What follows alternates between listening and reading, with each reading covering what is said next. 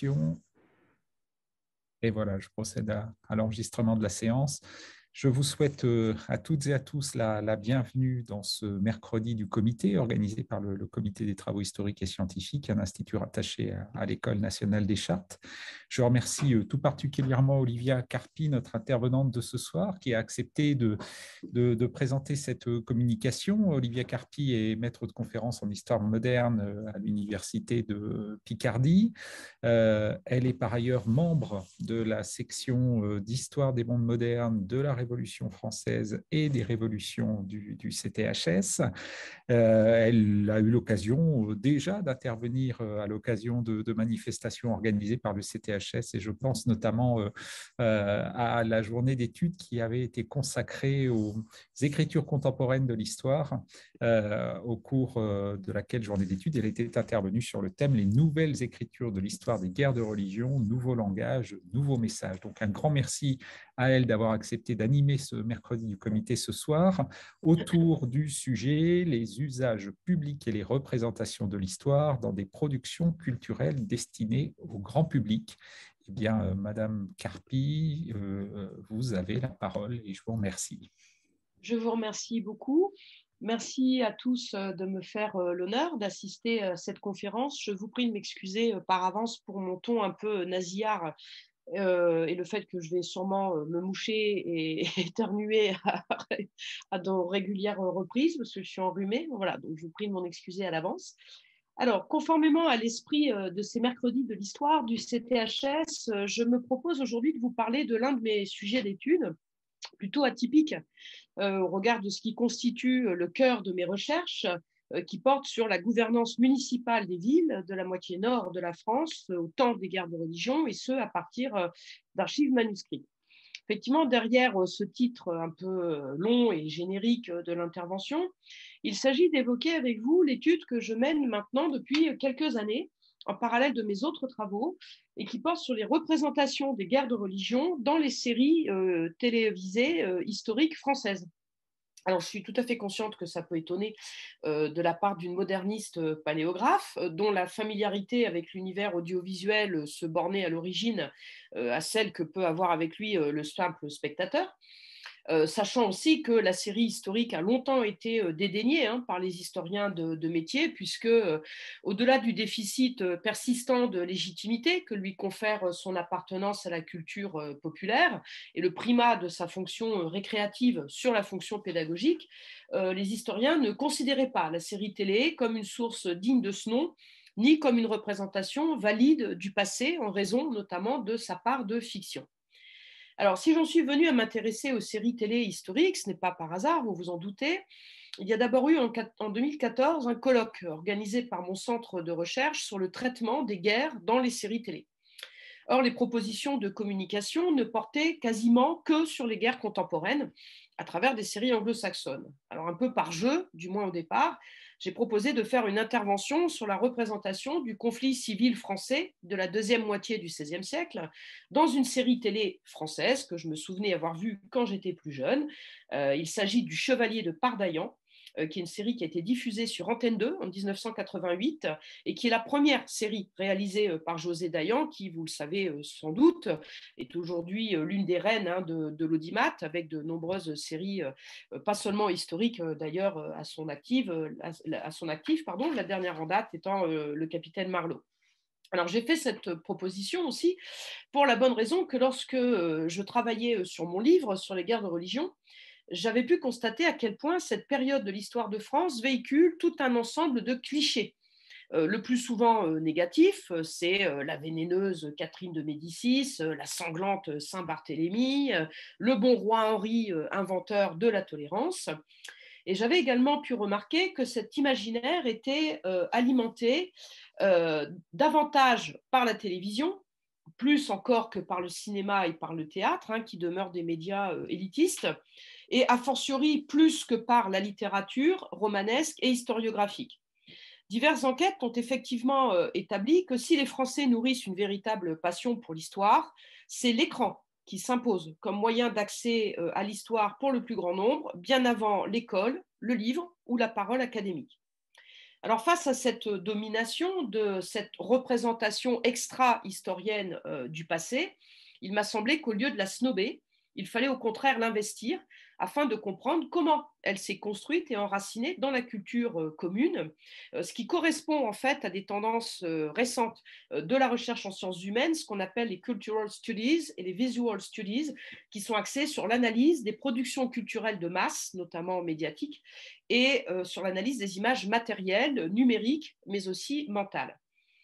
Donc, ma démarche consiste à soumettre la série, cet objet relevant d'une industrie culturelle à forte détermination commerciale, à la même critique que celle que l'on peut appliquer à des archives ou à des productions littéraires et artistiques plus classiques.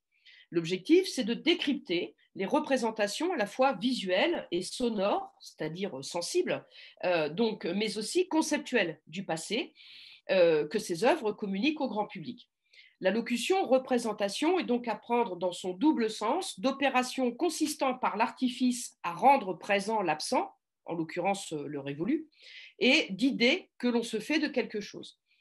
Alors, c'est de ce travail que dont je vais essayer de vous donner un aperçu aujourd'hui à travers l'étude comparée de deux séries télé historiques d'époque et de genres différents qui abordent la période des guerres de religion afin de mettre au jour les composantes, les origines ou les modèles, voire l'intentionnalité du discours que ces productions délivrent sur une période qui demeure mal connue du public parce que très éloignée de notre temps, peu enseignée dans le cadre scolaire et peu valorisée également dans le récit national, ce qui rend d'autant plus nécessaire cette investigation eu égard à l'empreinte de ce discours dans la mémoire collective. Et je tâcherai de montrer que malgré la génération qui les sépare et leur appartenance à des genres différents, ces deux séries ont en commun non seulement des modes similaires d'évocation du passé en termes de choix narratifs et esthétiques, mais aussi et surtout un discours identique et univoque sur le sujet qu'elles abordent, ce qui pose la question des modalités et de la finalité de l'élaboration et de la transmission de ce discours, ainsi que de sa tonalité idéologique. Alors, pour commencer, d'abord quelques définitions, on ne se refait pas, on reste académique.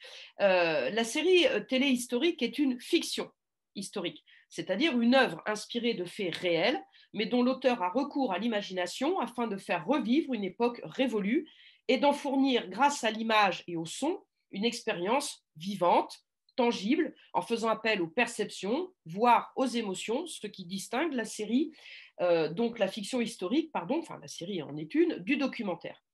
Par conséquent, la fiction historique ne prétend pas atteindre la véracité ou l'objectivité. Elle recherche plutôt la vraisemblance. Et en fait, pour qu'une fiction historique fonctionne, il faut qu'elle fasse vrai. C'est-à-dire qu'elle favorise une immersion dans le passé grâce au décor, aux costumes, au langage des personnages, en évitant si possible les anachronismes.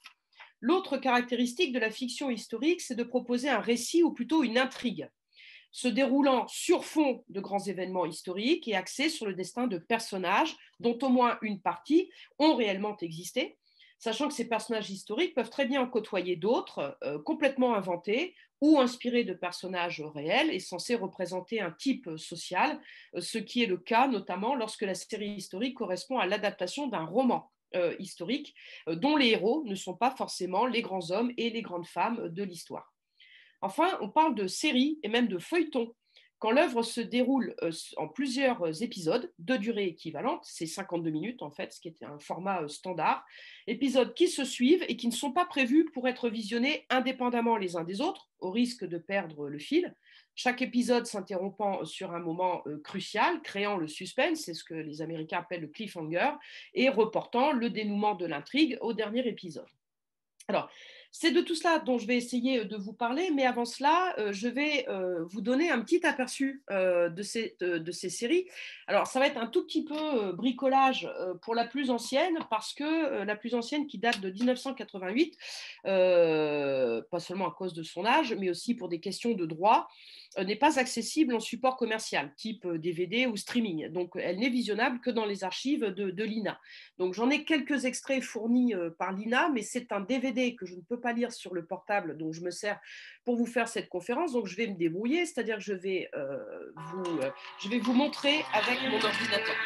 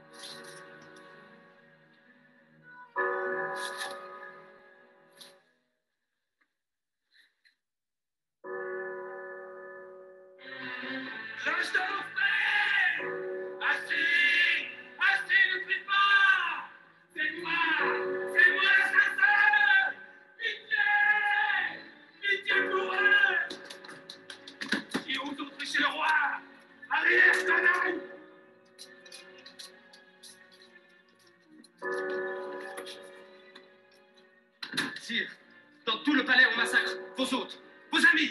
Qui a donné l'ordre? Il y a donc ici une autorité plus forte que celle du roi? Oui, sire, et c'est l'autorité de Tutoir, mon cousin. Je suis pas venu ici pour implorer grâce.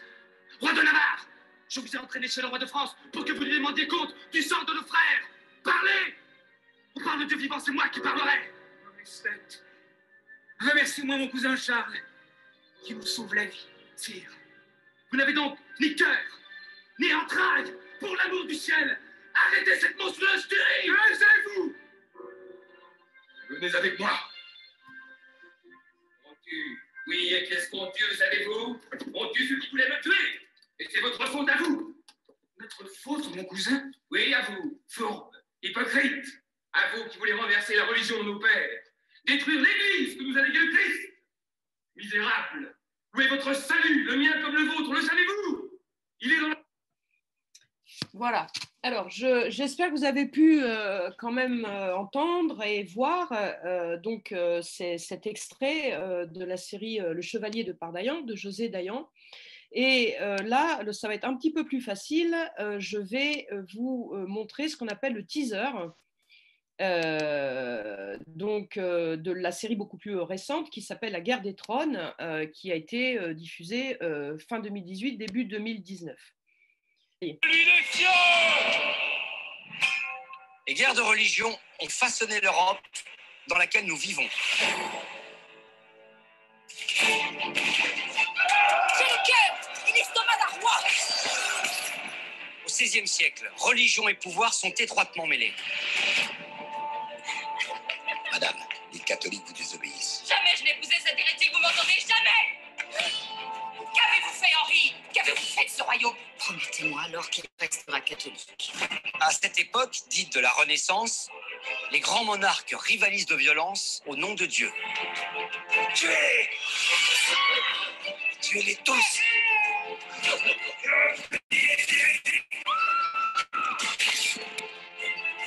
Il y a certainement une autre solution. C'est elle qui doit prendre le trône. Voilà. Donc, Angleterre. Complot, Votre prince m'offre la couronne des Pays-Bas contre une armée. trahison, jalousie et passion vous font l'avez là? trembler les familles les plus puissantes. Non, on n'a pas l'écran là. Non, Non. là, on n'a plus l'écran. Hop. Voilà. Toc, je reviens. Mais de toute façon, j'ai interrompu. Là, est-ce que vous m'entendez? Oui, très Oui. bien. Bon, de toute façon, j'ai interrompu le teaser parce que c'était la fin. Hein. C'était, je pense que vous en avez eu un aperçu, j'espère, suffisant. Puis après, comme on a eu cette perturbation, cette intrusion, on a perdu un petit peu de temps. Alors, je vais en revenir, donc je vais vous en parler maintenant de ces deux séries dont je vous ai donné un petit échantillon. Alors, Le Chevalier de Pardaillan, que vous avez vu en premier, est une série de 15 épisodes, ce qui est, je vous l'ai dit, le format standard, qui a été tourné en 1986 par José Dayan. Et c'est l'adaptation à l'écran des 4 premiers tomes d'un roman fleuve de Michel Zévaco, qui s'appelle Les Pardaillans. Alors, on peut qualifier ce roman d'historique, bien qu'il appartienne à un sous-genre, celui du roman de KPDP, qui raconte les aventures du héros redresseur de tort et redoutable escrimeur qui croise sur sa route les grands de ce monde. Alors, plusieurs raisons peuvent expliquer le choix de ce roman par les créateurs de la série télé. Un, c'est un roman feuilleton, paru initialement dans la presse quotidienne. Donc, il se prête bien à ce qu'on appelle la sérialisation, ainsi qu'à la mise en scène en raison de l'écriture très théâtrale de son auteur. Le travail du scénariste en est facilité d'autant. En outre, dans les années 80, grâce au film avec Jean Marais, les chevaliers justiciers comme le Capitan, qui a d'ailleurs été créé par Zévaco, ou encore Lagardère, que l'on doit à Paul Féval, restent très populaires. Les producteurs de la série misent également sur une valeur sûre de la télé française, ce qu'on appelle la série en costume, plébiscitée par les spectateurs depuis les années 70, notamment grâce à l'introduction de la couleur en 1967. Bon, cependant, avec Pardaillan, on est loin de la série historique de prestige, à gros moyens, très inspirée du cinéma. On a affaire au contraire à ce qu'on appelle dans le langage audiovisuel une spaderie, en référence à Henri Spade, donc, qui était le directeur de la SFP, de la Société française de production, qui a produit des centaines d'émissions, dont des feuilletons, avec des moyens beaucoup plus limités que par le passé, c'est-à-dire avant la perte du produit de la redevance de l'audiovisuel en 1982. Alors, l'autre série Donc capitalise également sur cet attachement des Français pour les productions en costume et sur leur engouement également récent pour les documentaires historiques et plus particulièrement pour les docu-fictions qui s'imposent à la télé depuis le début des années 2000 avec l'Odyssée de l'espèce en 2003 sur la préhistoire jusqu'à Apocalypse donc sur les 2 guerres mondiales et la guerre froide, avec une série, plusieurs saisons, entre 2009 et 2021. Alors, cette deuxième série, effectivement, La Guerre des Trônes, moi j'ai étudié la saison 2 parce que c'est une collection qui en compte aujourd'hui 5 de saisons qui a été lancée en 2017 sur France 5. La Guerre des Trônes est un docu-fiction, c'est-à-dire pas un documentaire historique classique, qui est le montage d'images filmées conservées dans des bassins d'archives mis au service du propos de son auteur. Le docu-fiction, lui, est un genre hybride qui associe l'utilisation d'images d'archives de toutes sortes et des scènes de reconstitution, donc de fiction, jouées par des comédiens dans des décors réels ou recréés en studio, qui peut inclure également que dans le docu-fiction, on peut avoir des interviews de spécialistes ou de témoins au service d'une présentation qui est exposée par une voix off ou ce qu'on appelle un incarnant. Cela dit, La Guerre des Trônes est un programme qui s'apparente surtout à une version que j'appelle 2.0 de l'émission Alain Decaux raconte, diffusée sur la 2e chaîne publique entre 1967 et 87. Ça s'apparente aussi très fortement, et ce n'est pas un hasard, à l'émission Secret d'Histoire, pour laquelle a d'ailleurs beaucoup travaillé la co-auteure et co-réalisatrice de La Guerre des Trônes, Vanessa Ponté. Alors effectivement, dans La Guerre des Trônes, les archives sont quasiment absentes, au profit des scènes de reconstitution et de celles qui mettent en vedette le narrateur. Vous avez peut-être reconnu le comédien Bruno Solo, filmé dans des hauts lieux du patrimoine architectural français ou en plateau. La volonté affichée de modernité du programme se traduit par la mobilité du narrateur que vous voyez déambuler en intérieur, en extérieur, par sa tenue très décontractée, le ton un peu canaille, je cite ce qu'on appelle le paratexte de la série, si vous voulez, les documents promotionnels de la série. La modernité, elle vient aussi de l'usage par Bruno Solo d'une table cartographique en relief où il déplace des pièces figurant les personnages et les lieux stratégiques, ce qui fait penser aux wargames, aux jeux de guerre dont sont friands jeunes et moins jeunes, mais vous l'aurez peut-être deviné aussi, ça s'appelle La Guerre des Trônes, ça fait explicitement référence à Game of Thrones, le trône de fer d'HBO, qui est considéré aujourd'hui comme la plus grande série de tous les temps. Et dans le trône de fer, on a aussi l'usage de cette table cartographique en relief. Alors, il est vrai que dans aucune de ces 2 séries, les guerres de religion ne sont le sujet principal de la narration. Les aventures de Pardaillan se passent à cette époque, et dans La Guerre des Trônes, les guerres de religion sont, je cite, le fond sur lequel se déroule ce qui est vanté comme la véritable histoire de l'Europe. D'ailleurs, il n'est pas question que du conflit français, il est question aussi des affrontements religieux qui ont lieu en Angleterre, en Écosse et dans une moindre mesure aux Pays-Bas, ce qui est aussi une manière pour les producteurs de la série de l'exporter à l'étranger, en dehors de l'Hexagone. Cependant, les 2 séries font bien état d'un discours sur les guerres de religion françaises, le même au demeurant, que ce soit dans la forme comme dans le fond.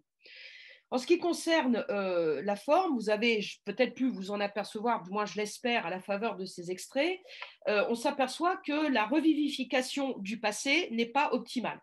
En effet, ce sont essentiellement des scènes d'intérieur qui dominent, des entrevues, des conciliabules, des moments d'intimité articulés autour d'un lit, où on peut faire tout un tas de choses, l'amour, mais aussi mourir. Mais on a on n'a pas les grandes scènes de cours auxquelles on aurait pu s'attendre. Les décors sont minimalistes, sont toujours les mêmes pièces, réelles pour La Guerre des Trônes, qui a été tournée au château d'Ancy-le-Franc, ou reconstituée dans les studios des Buttes-Chaumont pour Pardaillan. Les pièces sont chichement meublées, pauvrement éclairées, ce qui contribue à l'atmosphère crépusculaire et oppressante que l'on veut donner à cette époque. Alors, dans Pardaillan, on a quelques prises extérieures, pas nombreuses, tournées dans des endroits pittoresques situés à proximité de la capitale, mais qui ne sont pas les lieux où ont évolué les personnages historiques évoqués. Même chose dans La Guerre des Trônes, quand il n'est pas question de Paris ou de la cour, quand il s'agit de la province, du reste du royaume, on a juste des images aériennes qui sont incrustées, et qui montrent soit une forêt, soit le littoral. Par exemple, le littoral, quand il est question de La Rochelle, on va montrer une photo aérienne de littoral. En ce qui concerne Paris, qui est très présent dans les 2 séries, dans Pardaillan, son évocation se résume à l'incrustation au début de l'épisode d'une estampe du début du XVIIe siècle qui n'est pas commentée d'ailleurs, moi je la connais, mais je pense que pour le spectateur lambda, c'est pas évident. Et en ce qui concerne, et puis il y a quelques rues de carton-pâte, et en ce qui concerne la guerre des trônes, tout se passe au château d'Ancy-le-Franc, qui sert à tout, hein, c'est-à-dire à figurer Paris, le Louvre, mais aussi les châteaux franciliens et ligériens où séjournaient les Valois. Alors, ce sont les guerres de religion, donc c'est la guerre. Il y a des opérations militaires. Or, on n'en voit pas dans Pardaillan. On a juste une évocation du siège de Paris en 1589 qui se réduit à une scène, une rencontre en fait entre Henri III et Henri de Navarre sous une tente sur fond de canonnade. Dans la guerre des trônes, il y a effectivement quelques séries de batailles, mais qui pêchent, qui sont toujours les mêmes d'ailleurs, et qui sont réutilisées dans des contextes différents, et qui pêchent par un manque de figurants et de matériel, maladroitement compensé par l'ambiance sonore, mêlant hennissements de chevaux, hurlements et fracas métalliques. Alors, vous avez pu voir aussi qu'on est déçu dans les deux cas par une évocation peu crédible de la violence que le conflit civil a engendré, notamment ce qui concerne le tristement célèbre massacre de la Saint-Barthélemy. Vous avez peut-être pu voir que dans les deux cas, on voit des gens s'enfuir au son du glas, alors qu'il s'agissait du tocsin, et on voit quelques mannequins ou figurants gisant dans une rue. En fait, la violence est toujours représentée de manière métonymique, comme dans la scène de la décapitation qu'on voit dans le teaser de la guerre des trônes, c'est-à-dire qu'on voit la hache se lever, puis le sang couler sur le billot, mais ça s'arrête là. Et dans Pardaillan, les scènes de violence, par exemple d'assassinat d'Henri III ou le régicide perpétré contre Henri III, c'est une simulation qui est comique de ces scènes de violence où les personnages s'écroulent après avoir reçu des coups qui ont été quasiment portés dans le vide. Alors, on n'est pas tellement plus convaincu par l'incarnation des personnages historiques que fournissent les comédiens, qui ne ressemblent que très imparfaitement à leur modèle, ce qui est surtout valable dans la guerre des trônes, où Catherine de Médicis est jouée par deux comédiennes différentes, notamment Alexandra Kazan, qui est le seul élément un peu connu de ce casting. Catherine est plus vraisemblable dans le Pardaillan, sauf en ce qui concerne son épouvantable accent italien. Alors, les costumes respectent globalement la mode de l'époque dans la guerre des trônes, tandis que dans Pardaillan, les décolletés vertigineux des femmes et l'accoutrement cuir-clou que porte par exemple le duc de Guise frisent le ridicule, sans parler qu'on l'affuble d'une écharpe blanche, qui, je le rappelle, était l'emblème des Huguenots, alors que Guise est le chef des catholiques et qu'il portait en fait l'écharpe bleue, qui est celle de l'ordre du Saint-Esprit, dont il était membre. Donc, pour résumer, l'image visuelle et sonore est largement faussée, tronquée, ne favorise pas vraiment l'immersion du spectateur dans la réalité de l'époque considérée, ce qui peut s'expliquer par plusieurs raisons. Un, le poids de la tradition de ce qu'on appelle les dramatiques télévisés, c'est-à-dire le théâtre filmé qui a fait les premières grandes heures de la télévision française au temps de l'ORTF. Deux, le respect des normes de décence imposées par l'autorité publique de régulation des médias radiophoniques et télévisuels, surtout dans le cadre de programmes destinés à un public familial, ce qui est le cas de ces deux séries. Trois, le manque de moyens financiers pour ces chaînes publiques que sont Antenne 2 et France 5, même en vertu d'une coproduction, reste beaucoup plus limité qu'au cinéma et a fortiori pour les plateformes de streaming ou les chaînes type HBO américaines ou les plateformes de streaming comme Netflix.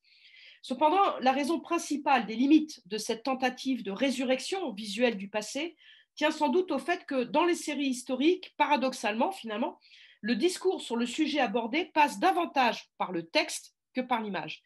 Par le texte qui est celui des parties narrativo-descriptives du scénario et le texte des dialogues également. Or, cette écriture implique de sélectionner dans le matériau historique les éléments que l'on veut valoriser et de définir également l'angle sous lequel on veut les montrer. Or, dans ces deux séries, ce sont les mêmes choix qui sont opérés, 30 ans d'écart, et ce sont des choix qui sont loin d'être anodins dans la mesure où ils donnent lieu à une représentation très partielle, caricaturale, voire franchement manichéenne de la période.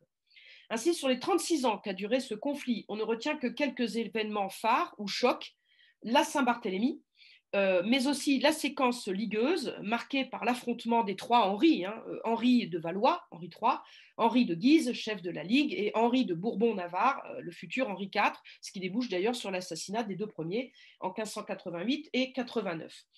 Même chose pour les personnages historiques retenus, ne sont qu'une poignée, ceux qu'on appelle à l'époque les grands, c'est-à-dire les princes et barons, 4 clans aristocratiques, et ça s'arrête là. Le reste de la société du temps est réduit de manière très binaire au peuple, donc entendu comme les humbles, pour ne pas dire les gueux, misérables et dominés.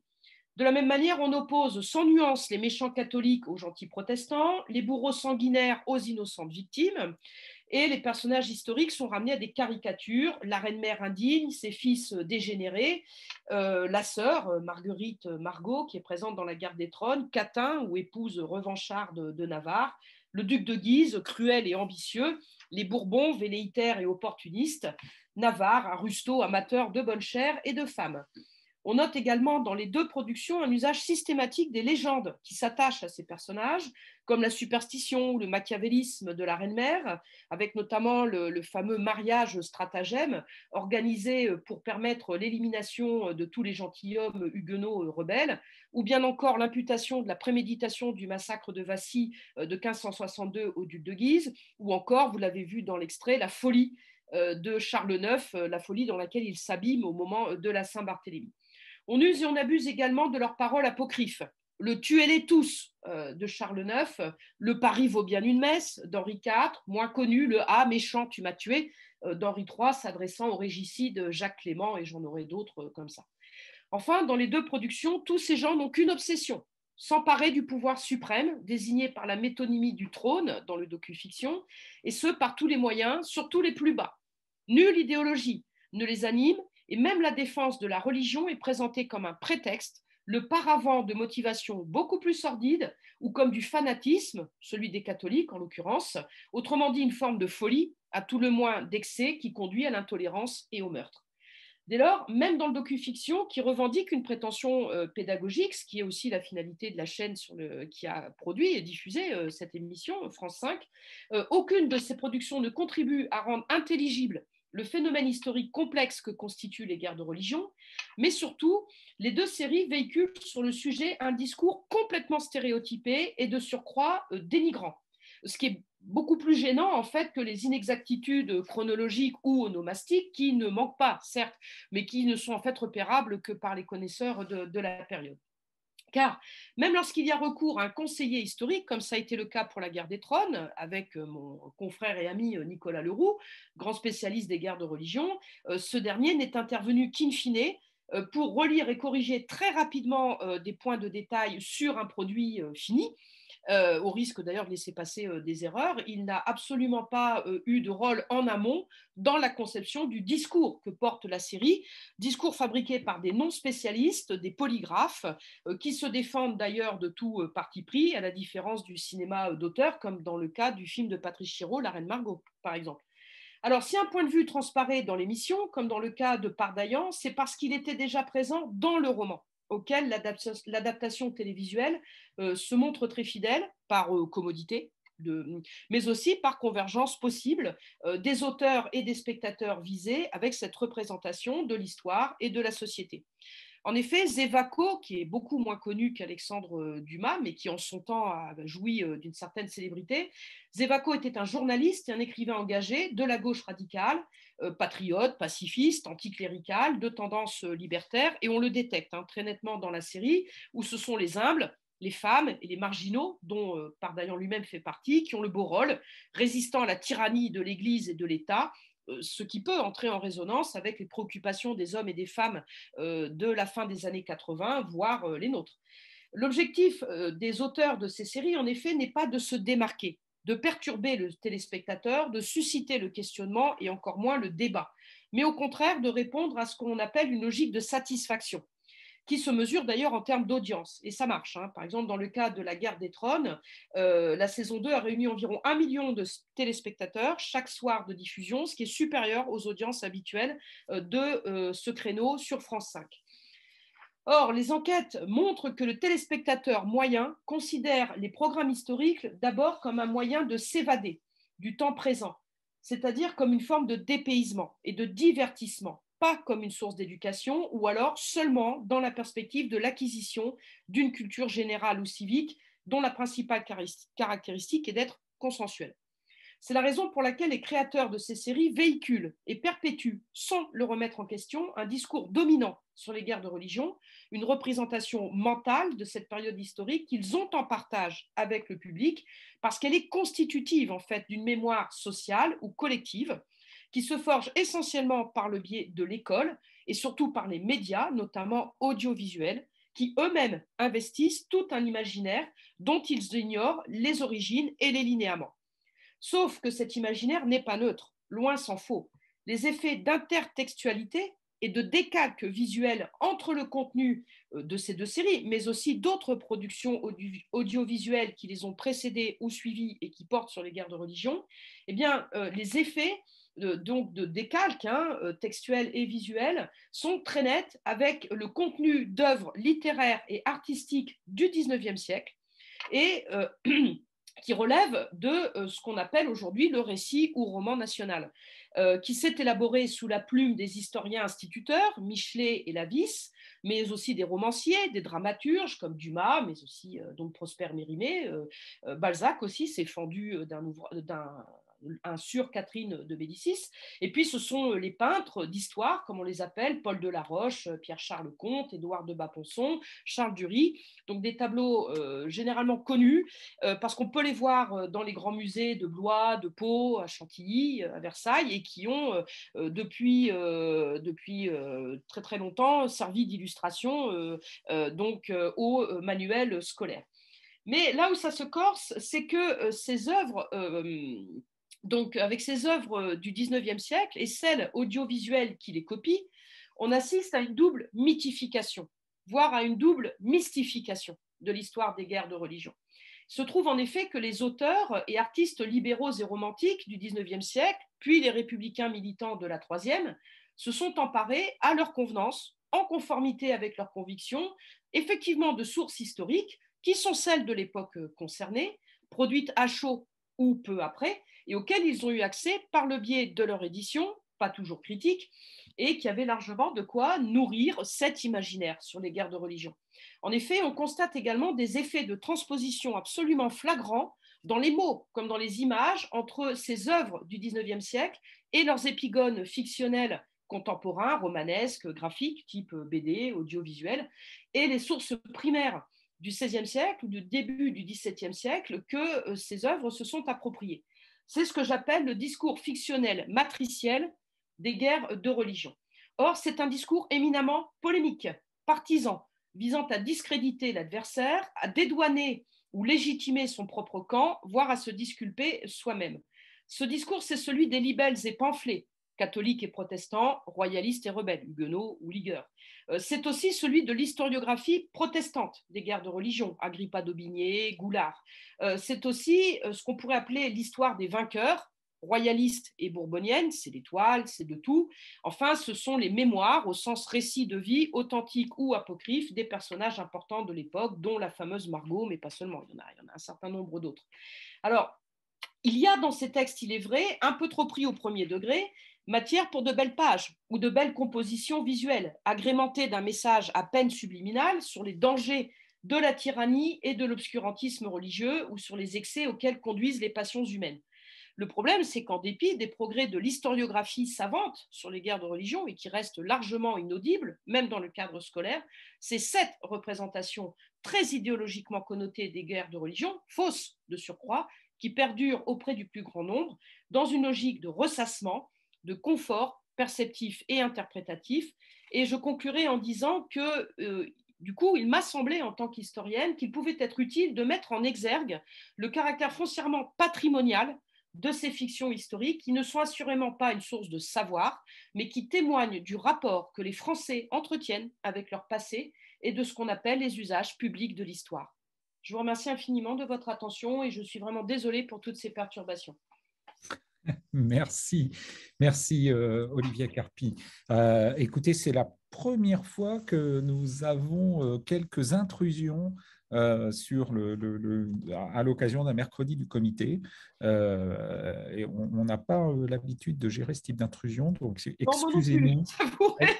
Excusez-nous de ce petit désagrément, mais je pense qu'à l'enregistrement, on arrivera à peu près à couper les choses. Merci de votre intervention. C'était pour le coup passionnant et ça nous permet de jeter une autre image en fait sur les séries que nous pouvons être amenés à regarder les uns et les autres et à prendre un peu de recul sur le discours sous-jacent qui peut être tenu. Je vais laisser à présent la parole à la salle. Y a-t-il des questions dans la salle à la suite de l'intervention d'Olivia Carpi? N'hésitez pas, soit vous mettez votre micro, soit vous intervenez dans le chat. Alors, je ne vois pas de questions pour le moment. Moi, j'en avais peut-être une. Depuis quand, au fond, commence-t-on à porter ce type de regard d'historien sur ces productions télévisées ou sur ces documentaires ou sur ces séries? Depuis essentiellement le début des années 2000, donc ça fait une vingtaine d'années. Et ça correspond à deux choses. Le succès incontestable de ces productions qui interpellent, et notamment les séries historiques télévisées, qui sont majoritairement des séries anglo-saxonnes, américaines, mais aussi britanniques, parce que ce qu'on appelle les dramatiques britanniques, c'est une tradition bien ancrée. Donc, il y a aussi, et les Français, en fait, se sont mis dans la foulée aussi. Donc, depuis le début des années 2000, comme il y a cette espèce de vague de fond, en fait, des séries historiques qui submergent les écrans, ça questionne un certain nombre d'historiens, mais aussi de philosophes, de littéraires. Par exemple, la série Game of Thrones a été investiguée par des grands philosophes. Enfin, il y a même eu, par exemple, un numéro spécial dans la revue Philosophie, par exemple. Bon. Et puis, ça correspond à ce que je vous disais au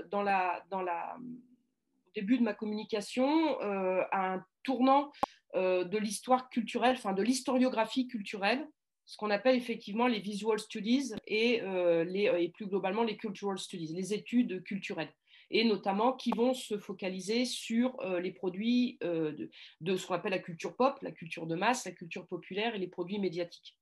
Voilà. Donc mais effectivement, aujourd'hui encore, c'est beaucoup les contemporanéistes qui s'intéressent à ça. Chez les modernistes ou les médiévistes, on est extraordinairement peu nombreux à le faire. Oui. Oui, j'imagine. Et avec de nouveaux champs d'études, comme j'imagine les jeux vidéo également. Et il y avait eu une très belle communication là-dessus aux journées organisées par Madame Leclèche-Charton, où j'ai participé, avec qui croisait un chartiste et un gamer sur la représentation des Templiers dans les jeux vidéo, par exemple. Oui, tout à fait. Et puis, il est vrai que nous avons aujourd'hui des enseignants d'histoire-géographie dans le second degré qui peuvent utiliser Assassin's Creed, notamment. Oui, bien sûr, complètement. Et qui utilisent de toute façon, et notamment les docu-fictions. D'ailleurs, le docu-fiction La Guerre des Trônes est vendu par France 5 comme un programme éducatif. Oui. Même si c'est sujet à caution. Merci beaucoup pour ces précisions. Y a-t-il une question parmi les participants? Je peux enlever le micro. Oui, alors je vous en prie. Bonjour madame, merci infiniment pour tout ce que vous nous avez présenté. Donc, comme je suis président d'une société d'études d'histoire militaire, la Sabrotage, qui a été créée en 1893, et tout l'intérêt que j'avais à vous suivre aujourd'hui, c'est parce que parmi mes membres, nous discutons beaucoup sur l'ouverture de nos études vers le public. Voilà.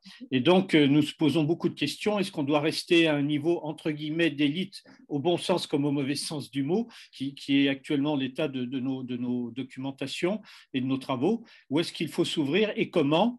Et bien sûr, votre présentation m'intéresse énormément, puisque je voudrais, dans 2 ans, faire un carnet spécial justement sur les représentations de l'histoire. Donc, j'étais très intéressé par ce que vous nous avez présenté.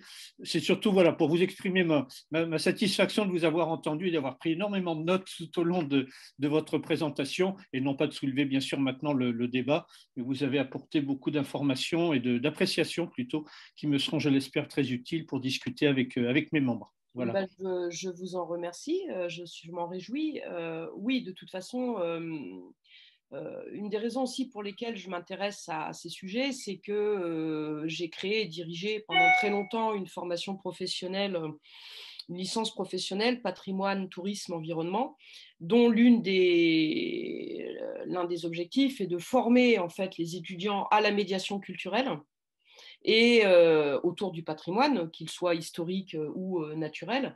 Et effectivement, aujourd'hui, vous avez tout à fait raison, il est compliqué, j'oserais même dire un peu suicidaire, de rester dans son entre-soi. Donc, effectivement, cette ouverture au grand public, elle est souhaitable, voire indispensable.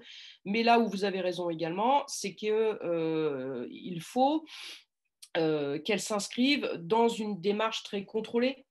Donc, de la part des auteurs du produit que vous allez mettre en place, que ce soit, je sais pas, un numéro de revue, une journée de reconstitution ou une partie de jeu de plateau si vous faites du jeu de guerre. Enfin voilà, l'idée c'est de mettre l'appareil scientifique ou d'érudition de le poser très, très correctement et en même temps pour sécuriser, si je puis dire, intellectuellement la chose, mais en même temps permettre, parce qu'aujourd'hui on parle même plus de vulgarisation, on parle de médiation culturelle, mettre à la portée du plus grand nombre des sujets qui les fascinent, hein, bien souvent, mais qui peuvent avoir un côté répulsif parce que justement jugés trop érudits, trop. Donc voilà, il faut trouver le bon équilibre entre une information extrêmement sérieuse, voire franchement pointue, et un mode d'exposition qui parle à des segments plus larges de la société, jeunes ou moins jeunes d'ailleurs. Voilà. Merci infiniment, madame, pour ces conseils supplémentaires. Je vous en prie. Bien. Y a-t-il éventuellement une autre question? Écoutez, je n'en vois pas. Je n'en vois pas. Eh bien, écoutez, Madame Carpi, Olivia Carpi, je vous remercie beaucoup d'avoir accepté cette intervention dans un format qui est toujours un peu particulier, en distanciel, un format assez court, qui s'adresse à un large public, et vous avez parfaitement répondu à nos attentes, en tous les cas. Donc, merci beaucoup. Je vous en merci prie. beaucoup, Olivia Carpi.